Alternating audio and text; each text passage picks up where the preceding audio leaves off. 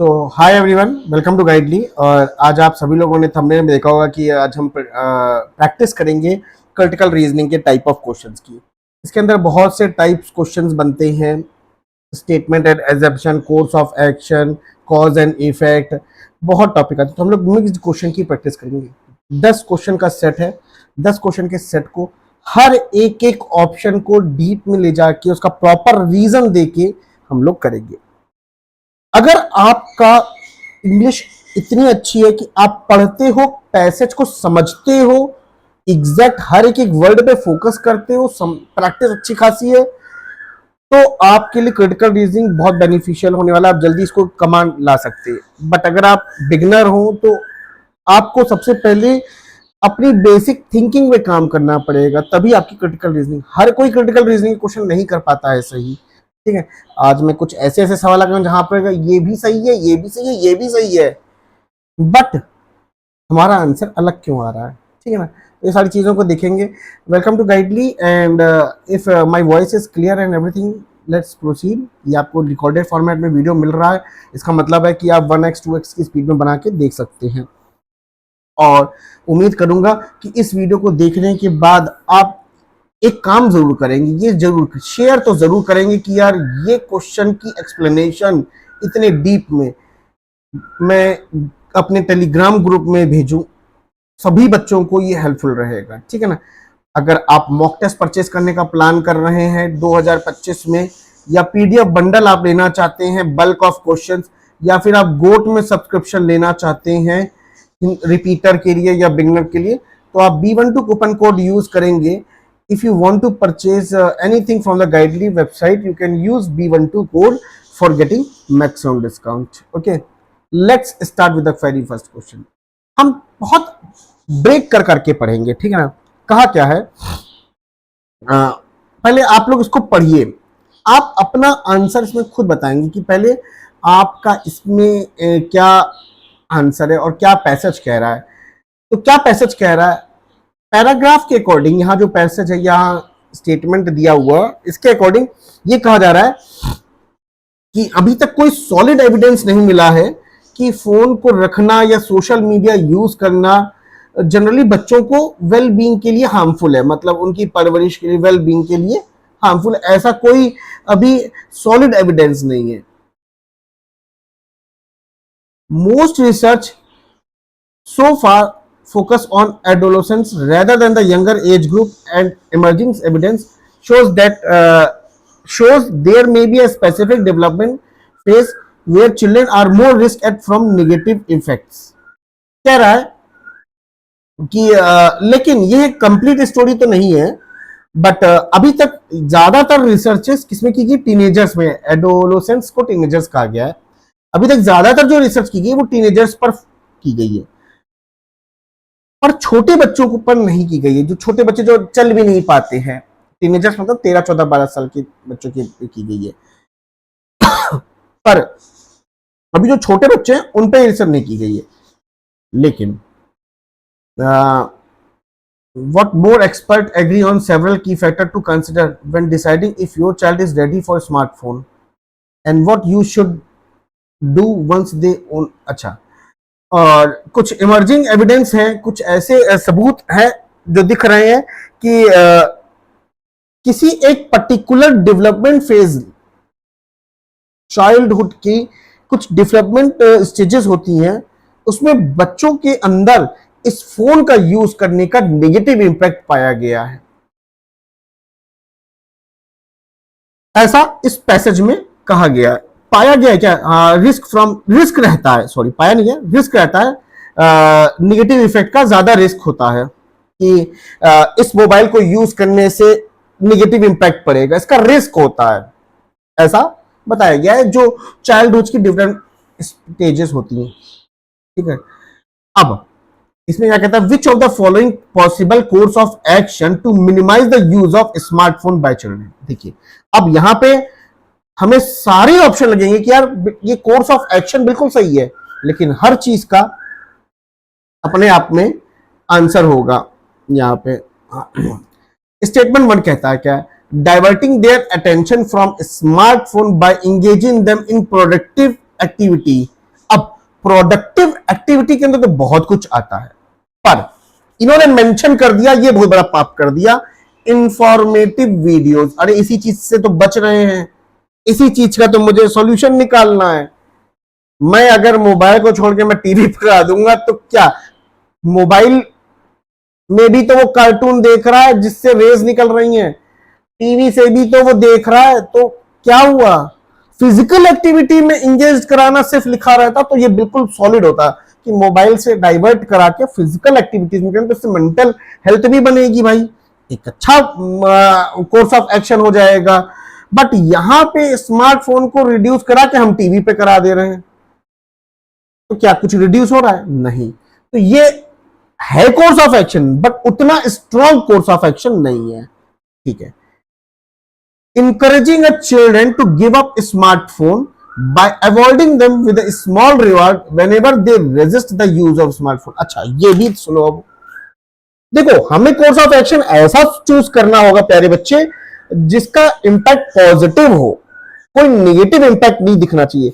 यहां साफ मैं कहूंगा, अगर मैं छोटे बच्चों को, क्योंकि चाइल्डहुड की जो डिफरेंट स्टेजेस हैं, बच्चा बड़ा है, मैं वहीं से उसकी बचपन से ही उसके ये सिखाते हुए जा रहा हूं, बेटा मोबाइल नहीं यूज करो, नहीं नहीं मोबाइल नहीं यूज करो, आओ तुम्हें चिज्जी देंगे, आओ तुम्हें चिज्जी देंगे। तो बच्चा क्या करेगा? मोबाइल तो छोड़ देगा और चिज्जी के पीछे भागेगा। फिर अब मुझे उससे कोई काम निकलवाना हुआ आगे चल के, बेटा एक गिलास पानी दे दोगे, तो पानी नहीं देगा, क्या कहेगा? पहले चिज्जी लाओ।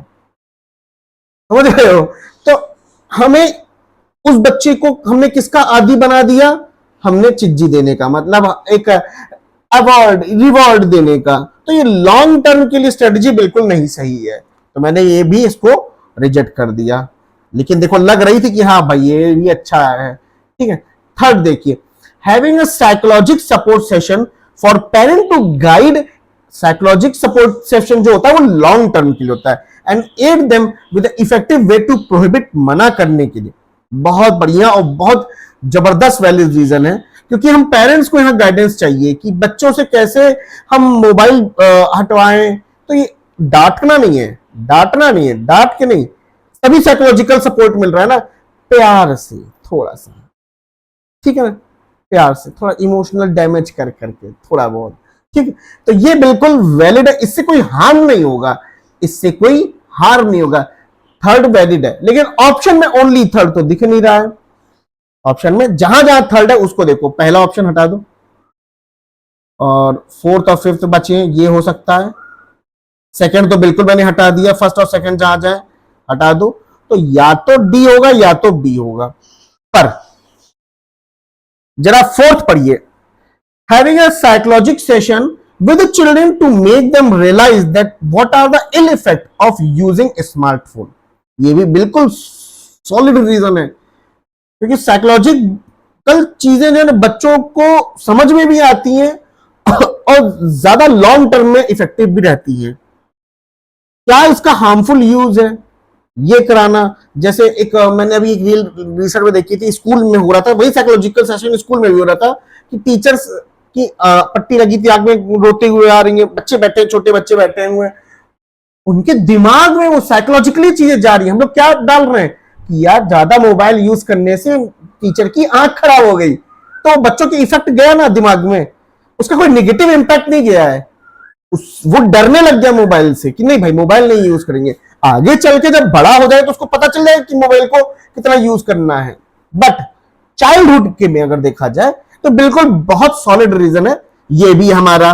तो फोर्थ जहां पे भी है, तो थर्ड एंड फोर्थ है, लेकिन फिफ्थ की अगर हम बात करें, देखिए recommending parent to completely avoid use of smart gadget in the presence of their kids. देखिए ये भी वैलिड रीजन है, बट ये पॉसिबल नहीं है, प्रैक्टिकल नहीं पॉसिबल है यार, प्रैक्टिकली ये पॉसिबल नहीं, क्योंकि पेरेंट्स को कॉल ईमेल रिसीव करनी पड़ती है बच्चों के सामने।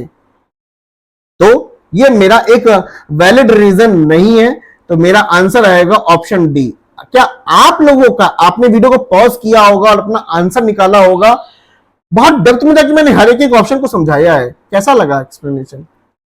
ठीक है, अच्छा लगा है? आइए इसी पैसेज पे एक और क्वेश्चन उठाते हैं। सेम पैसेज है हमारा, बट अब क्वेश्चन चेंज हो गया है, which of the following can be possible course of action. अगर हम ये देखें कि इफ पेरेंट्स को लगता है ये चीज कि it's a fine to give their kids a smartphone to use, समझिएगा यहां पे लाइन को, ठीक है ना। तो अब क्या कोर्स ऑफ एक्शन होगा, अगर मैं मोटा माटी सेकंड वाले को देखूं तो ये बिल्कुल इसके अपोजिट जा रहा है कोर्स ऑफ एक्शन। ये कह रहे हैं हमने पेरेंट्स को फील लग रहा है कि हाँ भाई हम दे सकते हैं, तो क्या कोर्स ऑफ एक्शन है, लेकिन इसे कहा don't allow them to use smartphone. ये तो बिल्कुल गलत हो गया, ये वाला तो सेकंड वाला तो बिल्कुल गलत। हाँ या ना, इतना तो आप लोगों ने निकाल ही लिया होगा ना। अब इसको देखो, बेसिक स्मार्टफोन देना ये बिल्कुल वैलिड है, लग रहा है मुझे ये बिल्कुल वैलिड है कि एक फोन स्मार्टफोन दे दे जिसमें मिनिमम यूज हो, केवल कॉल लेना और कॉल रिसीव करना, कोई भी उसमें कार्टून ना चल पाए, गेम्स ना चल पाए, वीडियोस ना चल पाए, ज्यादा कंट्रोल ही ना हो, केवल यस और नो, कॉल आ रही है यस उठा दिया, कॉल आ रही बस ये, ठीक है। इसलिए basic smartphone, black and white वाला स्मार्टफोन दे दो, कम फीचर्स वाला, बिल्कुल सही, मुझे ये बहुत सॉलिड रीजन लग रहा है, ठीक है ना। लेकिन फर्स्ट के साथ सेकंड ऑप्शन में दे रखा हुआ है, पर सेकंड तो बिल्कुल ऑप्शन हटा दो, फर्स्ट के साथ सेकंड दे रखा है, ऑप्शन हटा दो। अब मेरे पास तो बचा सेकंड तो बिल्कुल ही नहीं है, हटा दो, मेरे पास ये हट गया, ये हट गया, ये हट गया, बचा ऑप्शन सी।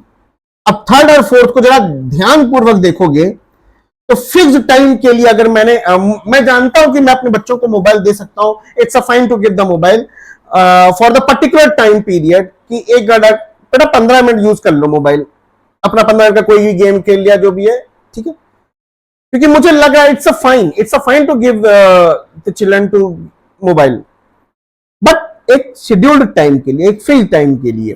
तो थर्ड बिल्कुल परफेक्ट है, बिल्कुल परफेक्ट है। फोर्थ कहता क्या, फोर्थ कहता है कि मैं तुम्हें मोबाइल दूंगा तब तक जब तक मैं रहूं तुम्हारे सामने, मेरे सामने यूज करो मोबाइल को, देखिए तुम करते क्या हो। इफ पेरेंट इज थिंकिंग कि it is okay to give the mobile phone, then parent must take some action, take the action. क्या वो कोर्स ऑफ एक्शन है, पॉसिबल कोर्स ऑफ एक्शन? वो ये है कि चलो मेरे साथ यूज करो, तुम बैठो मेरे पास, लेटो मेरे पास, गेम खेलना, आधा घंटा देख लो, 15 मिनट देख लो, तो कहना मेरे सामने। तो smartphone should be allowed to be use only when at least one of the parent, mother या father, is sitting along with them. बिल्कुल परफेक्ट। थर्ड एंड फोर्थ बिल्कुल स्ट्रॉन्ग है।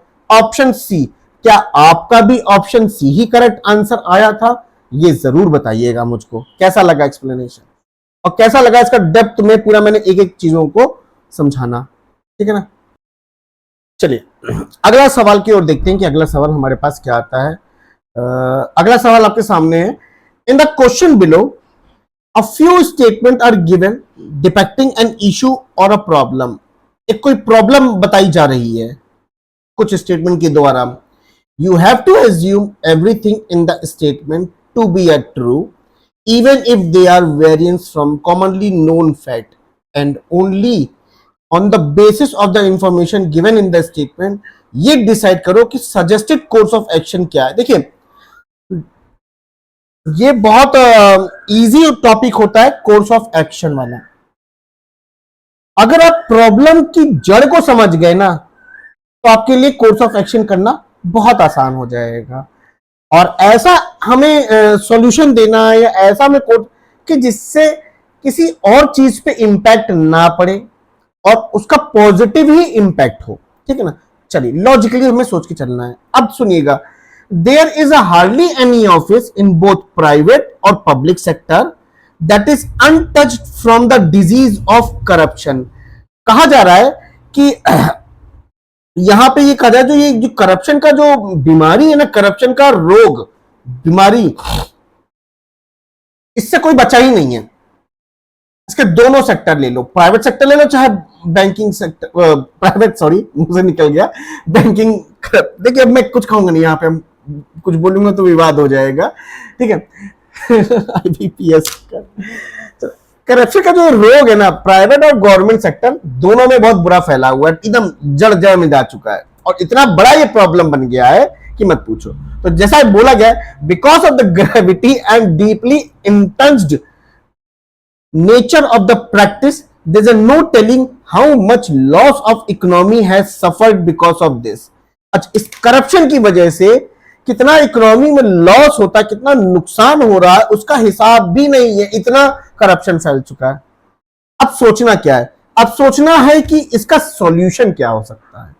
सबसे पहले पहला ऑप्शन ए को अगर हम ध्यानपूर्वक पढ़ेंगे, अगर हम ध्यानपूर्वक पहले ऑप्शन को पढ़ेंगे तो कहा जा रहा है expansion of anti corruption legislation to include the every private and public entity. क्या कह रहा है, ऑप्शन ए को समझो, आइडिया बहुत अच्छा दे रहा है कि करप्शन के खिलाफ लॉ को और बढ़ाओ, लॉज लाओ, नए नए रूल लाओ, सब कंपनी ऑफिस कंपनी सबको इंक्लूड करो। अच्छा आइडिया है। क्यों? क्योंकि करप्शन तो हर जगह है। बात समझिएगा, तो लॉ भी हर जगह लाना चाहिए, रूल्स लाने चाहिए। लेकिन प्रॉब्लम अब इसमें क्या आती है, देखो लग रहा है बिल्कुल सही, लेकिन प्रॉब्लम क्या है, अरे जो पहले से लॉ हैं, इन पहले से जो रूल्स बने हुए हैं उन्हीं को कायदे से फॉलो कर लो, एग्जिस्टिंग लॉ को ही चेक कर लो, एग्जिस्टिंग लॉ पे ही काम कर लो, जो उनके लूप होल्स हैं उन पे काम कर लो, तो भैया ज्यादा इफेक्टिव रहेगा कि नहीं रहेगा। जैसे कि ऑप्शन बी में बोला गया है, review the existing provision of the anti corruption legislation to identify existing loophole and make necessary amendment to bring about the requested change। बिल्कुल सही बात कह रहा है, जो एग्जिस्टिंग लॉ है उनको सही करो, उनके लूप होल्स को सही करो। अरे भाई लॉ लाने से क्या होगा, जो लॉ पहले से उससे को तो कुछ हो नहीं रहा है, और पे और लॉ ला रहे हैं, और पे और रूल ला रहे हैं, तो क्या ये करप्शन का रोग सुधरेगा? बिल्कुल भी नहीं सुधरेगा। इसीलिए ऑप्शन ए सही तो आइडिया है, बट इसमें प्रॉब्लम आ रही है, इसीलिए ऑप्शन ए नहीं होगा। ऑप्शन बी बिल्कुल मेरे एकदम हर एक चीज को सेटिस्फाई कर रहा है। अच्छा, ऑप्शन बी एकदम परफेक्ट लग रहा है, इसमें ऑप्शन ही सबसे कहना A B C D E में बी पे टिक किया, खत्म, आगे मत पढ़ो। There are no need to panic and the situation will take care. ऐसा थोड़ी होता बकवास है सब कि कुछ मत करो, भगवान भरोसे छोड़ दो, है कुछ ना करो, ऐसा नहीं है, ठीक है। और start legal proceeding against every institution. भाई देखो ये पॉसिबल नहीं है कि हर इंस्टीट्यूशन को पकड़ पकड़ के खिलाफ उसके खिलाफ जाओ और करप्ट, क्योंकि हर इंस्टीट्यूशन करप्ट नहीं है भाई। देखो हम यहाँ आईबीपीएस और एसएससी की बात नहीं कर रहे हैं, विवाद हो जाए इस टॉपिक पे। हर इंस्टीट्यूशन आपका करप्ट नहीं है, तो ये भी एक सही स्टेप नहीं है, ठीक है ना। वैसे सही स्टेप मैंने बता दिया आपको, ठीक है। Teach everyone about corruption. भाई ये लॉन्ग ये अच्छा आइडिया है, सुनो ये अच्छा आइडिया है कि करप्शन के बारे में बताओ, ठीक है ना, बट ये लॉन्ग टर्म प्रोसीडिंग नहीं है ना, लॉन्ग टर्म नहीं चल पाएगा, ये शॉर्ट टर्म के लिए सही है। क्यों? क्योंकि करप्शन इतना बुरी तरीके से फैल चुका है ना कि मैं बता नहीं सकता हूं, चाहे वो प्राइवेट सेक्टर हो, चाहे वो पब्लिक सेक्टर हो, ठीक है ना। 3 क्वेश्चन आपको मैंने बहुत अच्छे समझाए, आपके आंसर मेरे आंसर मैच कर रहे होंगे तो कमेंट करके जरूर बताइएगा कि रोहित सर इतना अच्छा एक्सप्लेनेशन, मजा आ गया। क्या आप पार्ट 2 के लिए वेट करेंगे? मैं कमेंट आज देखूंगा, आज इस वीडियो के बाद जरूर, ठीक है ना। चलिए अगला देखते हैं टॉपिक क्या है, अगला क्वेश्चन क्या है। चलिए एक और क्वेश्चन यहाँ पे देखने को मिल रहा है, समझते हैं। ये है वीकन करने वाला। जब भी कभी स्टेटमेंट को हमें उन ऑप्शंस में से चूज करना हो कि उसको वीक बनाना है, तो हम नेगेटिव चीज देखेंगे, उस पैसेज के खिलाफ वाली चीजें देखेंगे। तो यहां पहले पैसेज को समझते हैं। The insurance regulatory and development authority of India IRDAI proposed a standard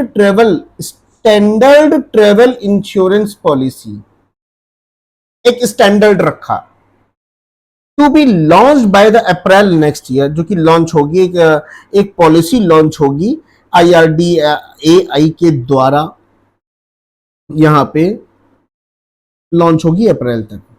अच्छा, ये पॉलिसी पूरे इंडस्ट्री में सेम कवरेज करेगी, सेम, क्योंकि स्टैंडर्ड है तो सेम कवरेज मतलब एक ही तरीके का कवर अप करेगी।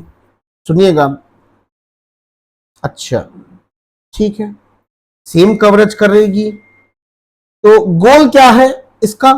गोल ये है कि ट्रेवल इंश्योरेंस की जो लोगों तक की पहुंच है वो बढ़ाना, ये है मेन गोल, यही तो है, विद द कॉमन कवरेज। तो ये जो स्टैंडर्ड पॉलिसी वो कॉमन कवरेज कर रही है ना, and policy wording across the industry, a move aim to increase the penetration of the product. ठीक है, yes to which of the following question will undermine, मतलब वीकेंड करे the proposal presented by IRDAI। अच्छा, हम नीचे से शुरू करते हैं, ऑप्शन डी से। Yes, will the policy allow the option of rider and add on in addition to the basic mandatory cover provided to all. ये ऊपर दिए गए पैसेज को, ये ऊपर दिए गए पैसेज को स्ट्रॉन्ग बना रहा है, ये अंडरमाइन नहीं कर रहा, ये वीक नहीं कर रहा है। क्यों? क्योंकि फ्लेक्सिबिलिटी है। देखो यहां पे क्या, एक फ्लेक्सिबिलिटी मिल रही है।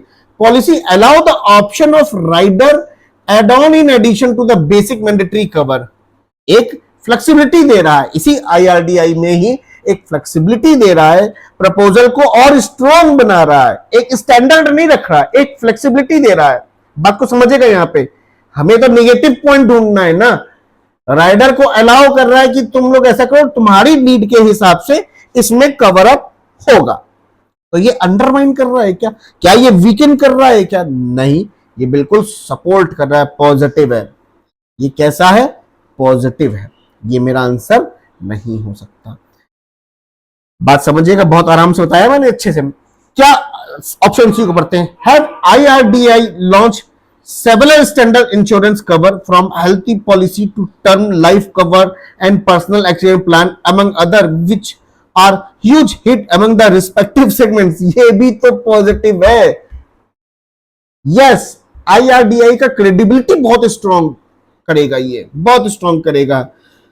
और जो पिछली पॉलिसीज रही हैं वो सक्सेसफुल रही हैं, तो इस पॉलिसी का स्टैंडर्ड जो पॉलिसी है, यह स्टैंडर्ड कवरेज वाला है, ये भी सक्सेसफुल हो सकती है, चांसेस है।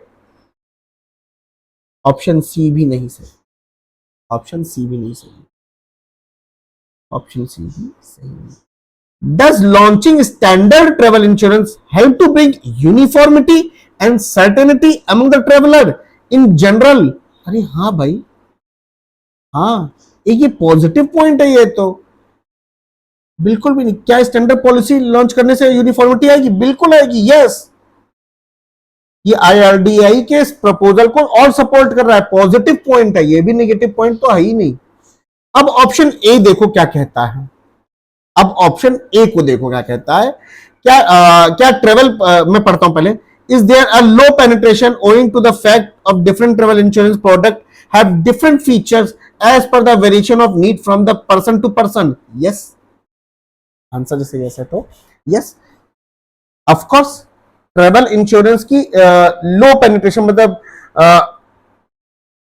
सक्सेसफुल तो नहीं बोलेंगे, बढ़ने की मतलब अवेयरनेस की जो रीजन है वो यही है, वो यही है कि डिफरेंट प्रोडक्ट है, अलग अलग लोग, अलग अलग नीड है, बट ये स्टैंडर्ड बनेगा चीज, सबकी नीड को तो ये फुलफिल भी नहीं करेगा, है ना। IRDAI का स्टैंडर्ड पॉलिसी आइडिया यहां गलत हो रहा है कि नहीं हो रहा है? जो स्टैंडर्ड पॉलिसी है वो यहां पे गलत हो रही है। क्यों? क्योंकि लोगों की नीड्स अलग अलग हैं। तो ये एक स्टैंडर्ड पॉलिसी काम कैसे करेगी? ये काम ही नहीं करेगी, क्योंकि लोग अलग हैं, नीड उनकी अलग है, प्रोडक्ट भी अलग है। तो ये स्टैंडर्ड पॉलिसी इंश्योरेंस जो है तुम्हारा ये वर्क नहीं करेगी, तो ये इस हमारे स्टेटमेंट को अंडरमाइन कर रहा है, मतलब वीकेंड कर रहा है। तो यस, ऑप्शन इज ओनली ए। तो क्या आपका भी आंसर ओनली ए ही था? कमेंट करके जरूर बताइएगा मैं, ठीक है ना? ओके, चलिए अगले सवाल पे हम लोग बढ़ते हैं। हम लोग चलिए अगले सवाल पे बढ़ते हैं। क्वेश्चन नंबर 4 हो चुका है। क्वेश्चन नंबर 5 आपकी स्क्रीन पे ये रहा, ठीक है? एक बार ध्यान से पढ़िए, आराम से। क्या आपका आंसर हो सकता है इसमें, जरूर बताइए यहाँ पे, कमेंट करिएगा। प्यारे बच्चों, मैं बहुत इंटरेस्ट लेके पढ़ा रहा हूँ आपको ये टॉपिक, और ये मैंने नया शुरुआत किया है 2025 में कि आप तक मैं 10-10, ज़्यादा नहीं, बर्डन नहीं दूंगा ज़्यादा, 10-10 क्वेश्चन का, क्रिटिकल रीजनिंग का आपको क्वेश्चन करवाऊं, तो आपकी भी थिंकिंग एबिलिटी बनेगी, सोचने की पावर बढ़ेगी, ठीक है? या उसी बेसिस पे या उसी थीम पे कोई क्वेश्चन आता है आपके रियल एग्जाम में, तो आप उसको सही टिक कर पाएंगे। अभी अगला आपका आने वाला है आरआरबी पीओ मेंस का पेपर आने वाला है। आप सभी को मालूम है कि आरआरबी पीओ मेंस में भी क्रिटिकल रीजनिंग आएगी। आने वाले सभी बैंक एग्जाम में क्रिटिकल रीजनिंग का वेटेज भी बढ़ता जा रहा है। 8-8, 9-9 क्वेश्चन भी देखने को मिल रहे हैं। एटलीस्ट उन 8 को छोड़ने से बेटर है क्या होंगे, 4-5 क्वेश्चन आप 100% श्योर के साथ कर सको, ठीक है ना? यही मेरा अब इस साल का मोटो है। तो बताइएगा कि आप लोग, मैंने जैसे स्टार्टिंग बोला कि आप लोग से पूछूंगा कि क्या आप लोग को सेकंड पार्ट के लिए वेट करोगे ना, तो प्लीज़ कमेंट भर भर के मुझे कमेंट चाहिए यार। बिना को इस वीडियो को जो भी देखेगा बिना कमेंट किए मत जाना बस, ठीक है ना? मेरी टेलीग्राम आईडी है, मैं आपको बता देता हूँ, @रोहित सर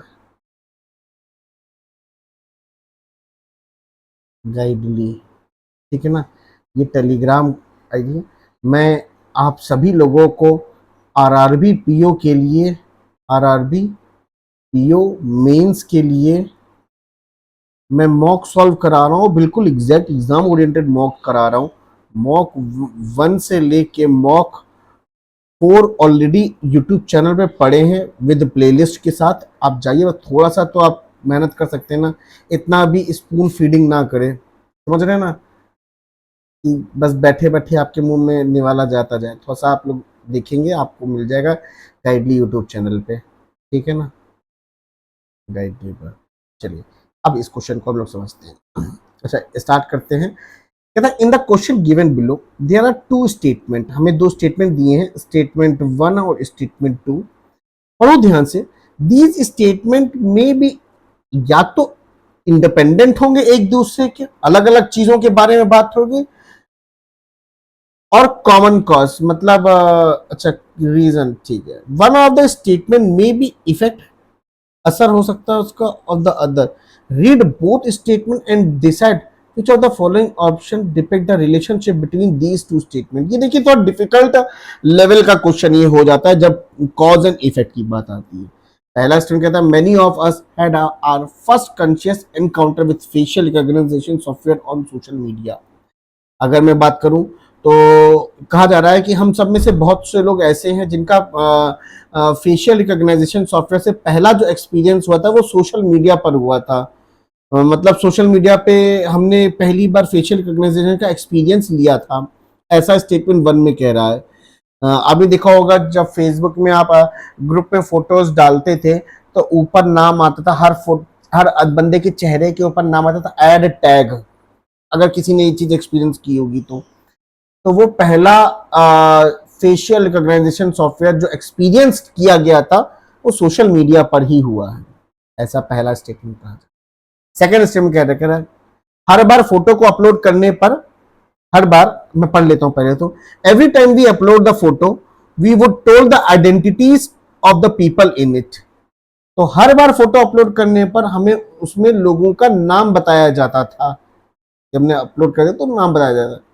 मतलब फोटो अपलोड करने पर ऑटो सजेशन आते थे, ये बंदा एक्स है, ये बंदा वाई है, ऑटो सजेशन आता था, ठीक। अब इन दोनों में हमें क्या देखना है, दोनों हमारे स्टेटमेंट इंडिपेंडेंट कॉज हैं? बिल्कुल भी नहीं है ना, बिल्कुल भी नहीं, ठीक है ना? तो both 1 and 2 are independent cause? ना ना ना ना, बिल्कुल भी नहीं, नहीं। दोनों इंडिपेंडेंट कॉज नहीं, both 1 and 2 are independent effects नहीं, नहीं नहीं बिल्कुल भी नहीं। सेकेंड कॉज है और पहला इफेक्ट नहीं, उल्टा है, पहला कॉज है और सेकेंड इफेक्ट है। Option D is the correct answer. अब इसको थोड़ा डेप्थ में समझ लेते हैं कि ये सही क्यों हो रहा है। सोशल मीडिया पर पहला इनकाउंटर हुआ, पहला। सेकंड, फोटो अपलोड में सजेशन आने लग गए, टैग्स दिखने लगे, तो सोशल मीडिया ने पहला फर्स्ट रिकॉग्निशन इंट्रोड्यूस किया, पहला इंट्रोड्यूस हुआ, तभी हमें फोटो अपलोड करने पर नाम सजेस्ट होने लग गए। इसका मतलब क्या हुआ, समझो, थोड़ा सा रिलेट करो ना। पहले अगर फेशियल ऑर्गेनाइजेशन मतलब पहले सॉफ्टवेयर आपको एक्सपीरियंस हुआ, उसके जब आप अपलोड करने लगे तो आपको सजेशंस मिलने लग गए कि ये बंदा ये है, ये बंदा ये है, तो ऑफ कोर्स पहला कारण, उसका असर क्या हुआ कि हमें सजेशंस मिलने लग गए। बात समझिएगा, है ना। तो ये चीज थी। शॉर्ट में मैं आपको अब इसको क्या ही समझाऊं, आराम से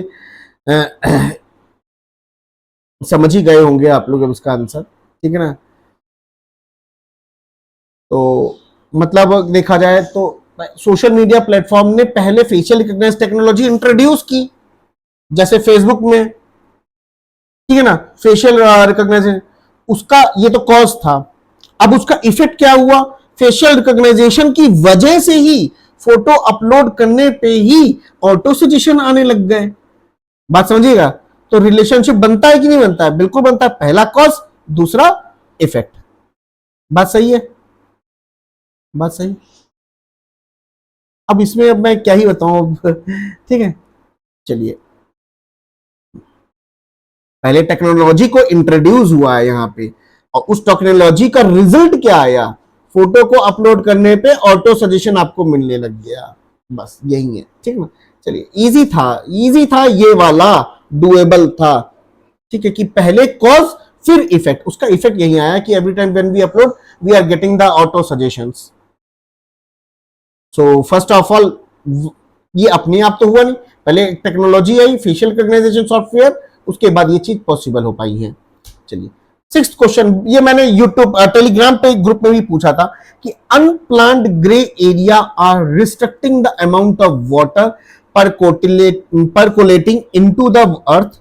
Water absorption take place only in open area, even then and even then is it is less than 7%. Nearly 20 to 30% water are absorbed by the surface will also evaporate and rest is wasted. कह रहा है कि जो ये unplanned grey area है, restricting the amount of water, ये water absorb नहीं कर पा रही है, जिसकी वजह से वाटर वेस्ट हो जा रहा है, कुछ इवेपोरेट हो जा रहा है। सबसे ज्यादा जो एब्जॉर्प्शन होता है वो ओपन एरिया में होता है, ठीक है ना। अब पक्की पक्की सड़क बना दोगे, सीमेंटेड एरिया बना दोगे, तो तुम्हारा कहां से पानी एब्जॉर्बेशन होगा, है ना। तो अब इसमें पूछा कोर्स ऑफ एक्शन, मेरा फेवरेट बन जाता है ये टॉपिक।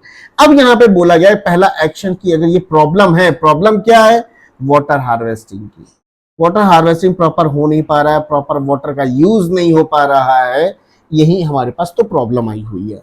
तो अब क्या कहता है, the government must pay the attention to the infrastructure of the city. अच्छा एक बात बताइए, इंफ्रास्ट्रक्चर के अंदर तो ब्रिज बनाना, मेट्रो बनाना, रोड बनाना, बड़ी बड़ी बिल्डिंग बनाना, ये भी आ जाता है। As it needs to upgradation, जरूरी है क्या कि वाटर हार्वेस्टिंग पे ही फोकस किया गया है यहां पे, या ओनली वाटर अपग्रेड करना, infrastructure will only focusing on water harvesting, नहीं।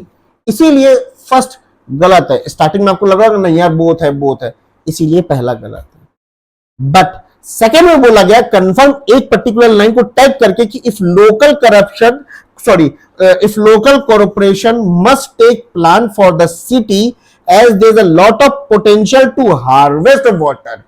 क्लियरली बोला है कि अगर हम ऑप्शन बी को बताएं कोर्स ऑफ एक्शन, तो क्योंकि जो लोकल्स है उनके अंदर लॉट ऑफ पोटेंशियल है कि वो हार्वेस्ट वाटर का वेस्ट ना होने दे। तो of course only 2 is the correct answer, option D. Question number 7 की ओर अब हम लोग बढ़ते हैं। यहाँ पे 3 क्वेश्चन और करेंगे, इसका सेशन को क्लोज करेंगे। बहुत मैं अब ज्यादा डीप में ले जाऊंगा तो 1 से 1.5 घंटे का लेक्चर हो जाएगा, पर इतना ज्यादा नहीं है यार, 10 ही क्वेश्चन करने हैं, ठीक है ना, समझाना है, कुछ लिखना भी नहीं, सिर्फ समझाना ही है, ठीक है। चलिए बढ़ते हैं अगला सवाल। अगला सवाल देखिए क्या है कि हमें कॉज दे रखा है, हमें इफेक्ट्स बताने हैं कि कौन से परफेक्ट है जो एकदम सटीक हो। Following year of stringent population control restricting most couple to a single child in 2016, China relaxed its one policy child to allow 2 children and later 2021 to 3। तो पहले तो हम इसकी एक पैसेज स्टेट मतलब कि कॉज क्या, जो ये कॉज मेंशन किया गया इसको क्या है कहा गया है कि चाइना की पॉलिसी के बारे में बात हो रही है। चाइना की पॉलिसी चेंज हुई है, कैसे, 1 चाइल्ड से 2 चाइल्ड, 2 चाइल्ड से 3 चाइल्ड हुआ। क्यों चेंज हुई जानती हो, मतलब जानते हो आप लोग, क्योंकि पॉपुलेशन कंट्रोल्ड वे में उनको चलाना था इस वजह से। अच्छा, वहां के लोग इस चीज के आदी भी हो गए और उनका माइंडसेट भी चेंज होने लग गया था, है ना। तो चाइना ने 2016 में 1 चाइल्ड पॉलिसी को रिलैक्स करके 2 चाइल्ड पॉलिसी कर दिया। फिर 2021 में 2016 2016 में 1 चाइल्ड पॉलिसी हटा के 2 चाइल्ड पॉलिसी कर दिया। फिर 2021 में 3 चाइल्ड, लेटर 3 चाइल्ड कर दिया 2021 में। तो ये पॉपुलेशन को कंट्रोल करना स्ट्रिक्ट रूल्स के बाद ही हुआ है ना। जो स्ट्रिक्ट रूल हुए थे कि भाई एक ही बच्चा, एक ही चाइल्ड हो, वो स्ट्रिक्ट रूल था। उसके बाद ही तो 2 चाइल्ड पॉलिसी आई, फिर 3 चाइल्ड पॉलिसी आई। बात समझेगा, कॉज है ये। अब इसका कारण, इसका रिजल्ट क्या है, which of the following option is definitely an effect result of the above cause. देखिए, अगर मैं सेकंड की बात करूं तो बिल्कुल ही गलत है। क्यों? क्योंकि यहां इंडिया की पॉपुलेशन डिपेंड उनके फैक्टर्स के ऊपर है। चाइना की यहां बात हो रही, ना कि इंडिया की बात हो रही।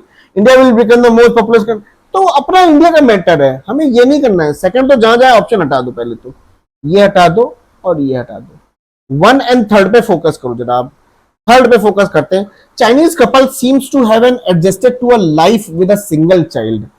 तो जो चाइनीज कपल है वो क्या किए, ये पार्शियली मैं कह रहा हूं करेक्ट है, बहुत स्ट्रॉन्ग नहीं है लेकिन पार्शियली करेक्ट है। पॉलिसी चेंज का डायरेक्ट इफेक्ट नहीं आ रहा है इस पे। 1 चाइल्ड पॉलिसी के कारण कपल क्या हुए, देखो 1 चाइल्ड पॉलिसी जब रखी थी तो उसके कारण क्या हुआ, स्मॉल फैमिली के आदी हो गए वो चाइना लोग। और ये इफेक्ट पॉलिसी को इंप्लीमेंटेशन और रिलैक्सेशन का नहीं है, ये इंप्लीमेंट की गई पॉलिसी, तो वो लोग उसके आदी हो गए चाइना के लोग। फिर 2021 में जब 3 चिल्ड्रन अलाउ करने के बाद भी लोग सिंगल चाइल्ड ही प्रेफर करते थे। सुनिए क्यों करते थे, क्योंकि वो लोग उसके आदी हो चुके थे, कहीं उनका माइंडसेट चेंज हो गया था। फाइनेंशियल कंडीशन को देखते हुए वो इस चीज को सोचते थे कि भैया तीसरा बच्चा करे कि ना करे, ठीक है ना। तो ये डायरेक्ट इफेक्ट नहीं। लेकिन अगर हम पहले वाले को देखें, the TFR total fertility rate in China is बेयरली 1.16, ये बिल्कुल इफेक्ट है, ये डायरेक्ट इफेक्ट है। इसका क्योंकि चाइना ने क्या किया, 1 चाइल्ड पॉलिसी को फॉलो किया, लोग स्मॉल फैमिली के आदी हो गए। और पॉलिसी रिलैक्स करने के बाद फर्टिलिटी रेट सडन नहीं बढ़ेगा ना, बिल्कुल भी। यही तो बात वो कह रहा है यार, बेयरली। भाई जब रिलैक्सेशन हुआ, हमें कह रहा है कि कॉज ऑफ उसका रिलैक्सेशन क्या है, उसका इफेक्ट क्या है। तो रिलैक्सेशन का क्या इफेक्ट है ये बोल रहा है। तो रिलैक्सेशन दिया तो उसका असर सडन तो दिखेगा नहीं।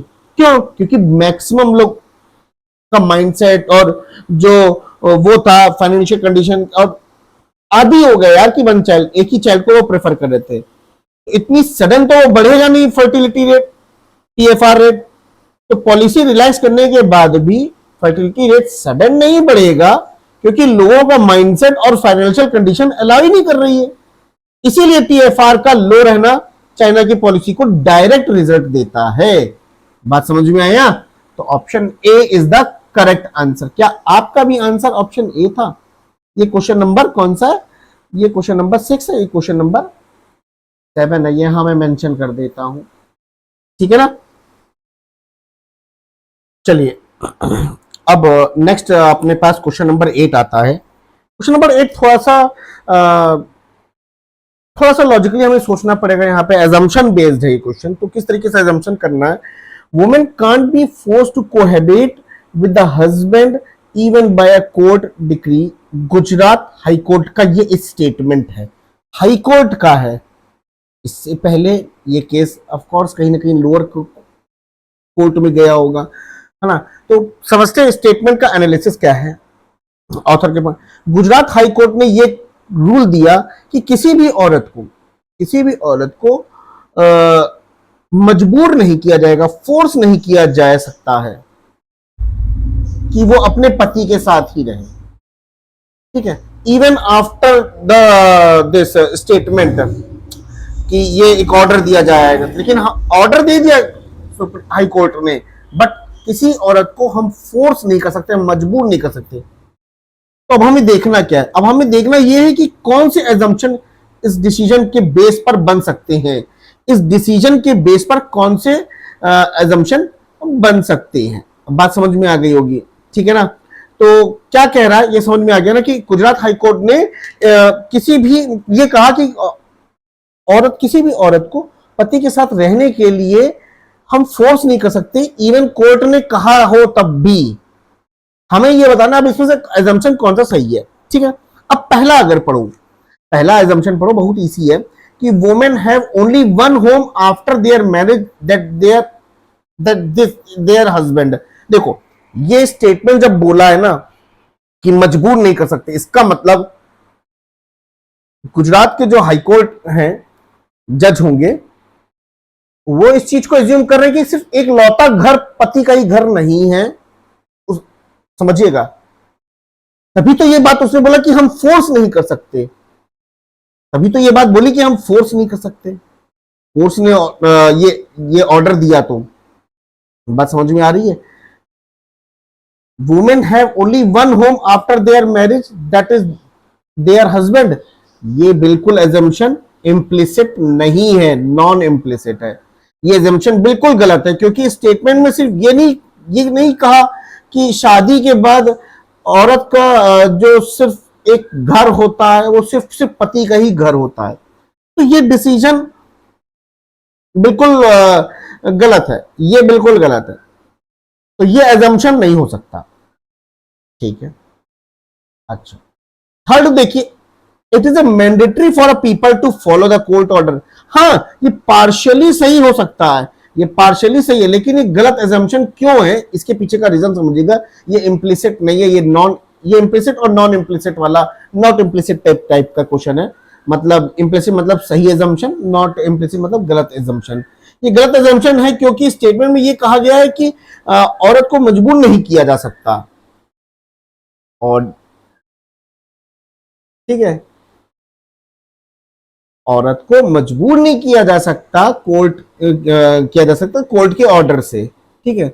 अगर कोर्ट का हर ऑर्डर मैंडेटरी होता तो हाई कोर्ट ऐसा डिसीजन देता ही नहीं, ऐसी बात वो बोलता ही नहीं। बात समझिएगा, वो कभी ऐसी बात नहीं बोलता। अगर कोर्ट का हर एक ऑर्डर मैंडेटरी है तो कभी भी गुजरात का हाई कोर्ट ये नहीं बोलता कि इवन आफ्टर, मतलब मजबूर नहीं किया जाएगा जब इवन आफ्टर कोर्ट का ये डिसीजन हो कि तुम्हें अपने पति के साथ रहना है, और मजबूर नहीं किया जाएगा।